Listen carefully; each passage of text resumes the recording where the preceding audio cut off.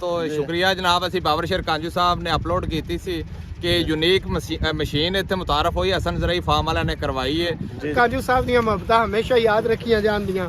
इन्हां ने 10 दफा कॉन्टैक्ट किया है कि भाई तुसी कित्थे पहुंचे हो, हुण तुसी कित्थे हो, हुण तुसी कित्थे हो।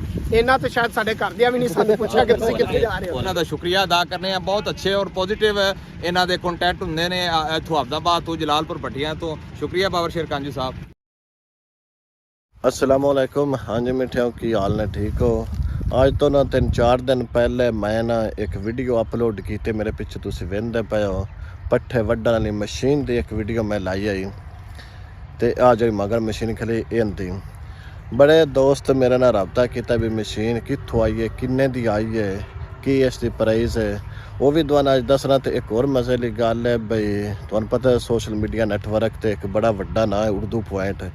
उर्दू पॉइंट वाले भी मेरे नाल रबता किया भी ये कि मशीन है कित्थे वे, उन्होंने मैं सारा दस्या उन्होंने। वो अज अलहमदुलिल्लाह टीम आई है साडे कोल उर्दू पॉइंट वाली। तो जेह्ड़े उर्दू पॉइंट वाले ने वो अपना इंदा स्टोरी बनान आए ने। तो वेंदे पे मजहर साहब ने इन्हां तलक काले की मंडी नाल, ते उन्हां दा नाल कैमरामैन है, वो कैमरामैन नहीं करता पे। तो मशीन खली और उसकी स्टोरी बनाता पैदा। इंशाल्लाह बहुत जल्दी इन्हां दी जी स्टोरी है ना वो उर्दू पॉइंट से अपलोड होवेगी। तो जेह्ड़े दोस्त साडे कोलों पुछदे पे आए ना भी इस मशीन की कीमत की है और ये कित्थों आई है। मशीन जी है ना डस्के वालियां दी मशीन है, डस्के ने तैयार की है, डस्के वालियां तो आई है। डस्के होते बाकी मशीन की कीमत है वो तकरीबन आंदे उधरों भी 7 लाख रुपया इसकी प्राइस है। और ये जो काम है करती है, काम बड़े बेशुमार करती है। कनक वढ़ लेंदी है, ज्वार बाजरा भी वढ़दी है उसके अगे रैपर दे नाल। और जो स्टाला तैयार वढ़दी है वो स्टाला भी इहदे नाल घाह वढ़दी। तो होर जो मजे की गल है गोया जो वाड़ियां दे हवेलियां दे गोबर हुंदा है, गोबर भी सटदी है। तो असी हुण उर्दू पॉइंट की जी टीम साडे नाल आई है, इस हवाले नाल असी इन्हां नाल गुफ्तगू कर रहे हैं भी साडी तुसां वीडियो किस तरह वेखी ते किवें तुसीं साडे जलालपुर इत्थे पहुंचे हो। मेरे नाल उर्दू पॉइंट की टीम के मेंबरान ते डिस्कवर पाकिस्तान की जी टीम आई है बगैरा तौर। मगर तुसीं मशीन वेंदे पे हो पट्ठे वड्डण वाली, इहदे स्टोरी करन आए ने।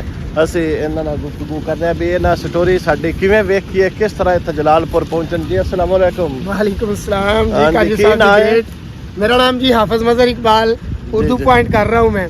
और कांजू साहब दी मुहब्बतां इन्हां दी स्टोरी वेखी है। जलालपुर किवें पहुंचे हो? ਅਸੀਂ ਸਰ ਜਲਾਲਪੁਰ ਭੱਟੀਆਂ ਪਹੁੰਚੇ ਹਾਂ ਜੀ। ਕਾਂਜੂ ਸਾਹਿਬ ਨੇ ਇੱਕ ਸਟੋਰੀ ਅਪਲੋਡ ਕੀਤੀ ਸੀ ਕਿ ਇੱਕ ਮਸ਼ੀਨ ਆਈ ਹੈ ਜਲਾਲਪੁਰ ਭੱਟੀਆਂ ਦੇ ਵਿੱਚ, ਉਹ ਬੜੀ ਯੂਨੀਕ ਹੈ।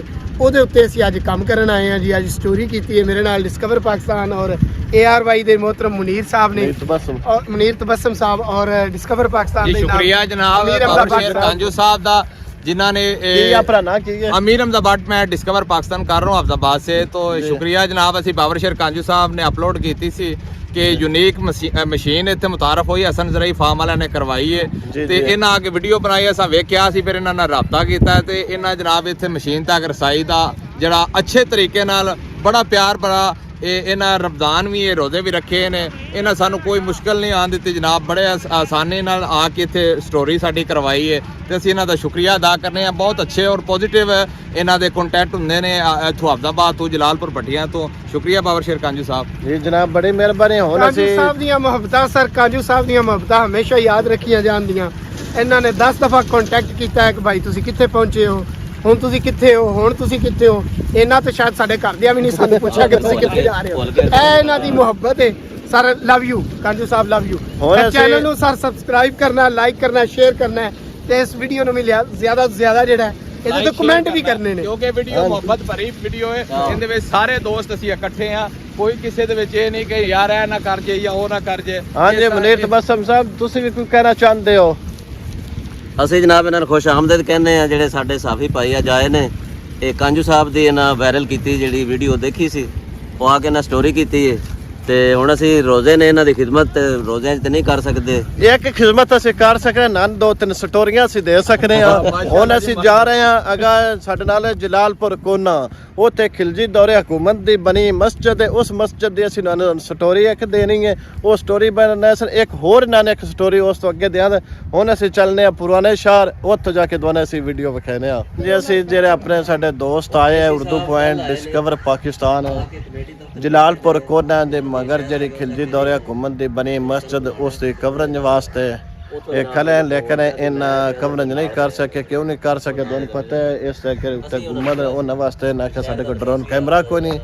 ਡਰੋਨ ਕੈਮਰਾ ਲੈ ਕੇ ਅਸੀਂ ਫਿਰ ਕਿਸੇ ਦਿਨ ਆਵਾਂਗੇ, ਉਦੋਂ ਨੇ ਇਸ ਦੀ ਜਿਹੜੀ ਮੁਕੰਮਲ ਸਟੋਰੀ ਹੈ ਉਹ ਬਣਾਵਾਂਗੇ।